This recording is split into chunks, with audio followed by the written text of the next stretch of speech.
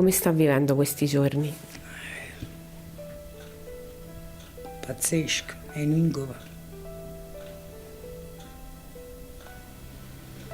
Lei è una figlia che ha quasi l'età di questi due ragazzi, Sì. più o meno. È stato sotto shock che è successo il fatto.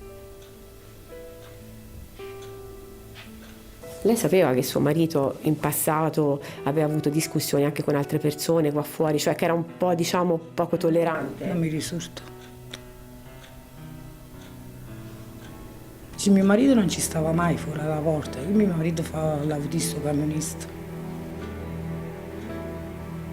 Lui è uscito e poi risalito, no? Eravate qua in questa cucina quando... Non so niente, io stavo dormendo. Per poi la gente là, spara e sono venuti in cucina. Questo è. E io mi ha detto che è successo e lui mi ha detto la coppa mani ci stavano i ladri. Questo so e questo vi dico. E poi perché...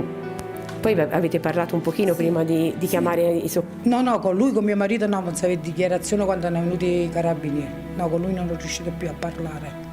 Lei signora quando ha capito quello che era successo, che erano morti? Sono andato fuori la porta, sono andato a vedere, ho visto la macchina. E i ragazzi l'ha visto? No, i ragazzi no. Quando ha capito che si trattava di due ragazzi giovani?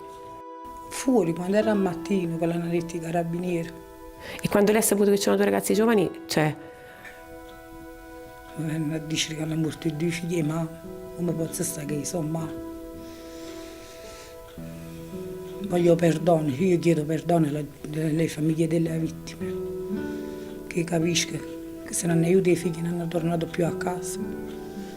Brutto che escono i figli e non ritornano più a casa. E so qualcosa che sono pure mamma e figlia. Quanti anni ha sua figlia? 20 anni. Quindi è quasi coetanea di questi ragazzi. Voi siete rimasti chiusi in casa in questi giorni, barricati proprio. Però dovreste iniziare a vivere piano piano. Allora, ma attualmente la vita mi è fonduta, dico la verità. Lei lo sta facendo anche per sua figlia tutto ciò, no? Per riuscire a far sì che lei possa avere un futuro come quello che era prima di una settimana fa circa. Era una brava famiglia, nel momento in cui si è scombinato tutto cosa. Non so niente cosa è successo.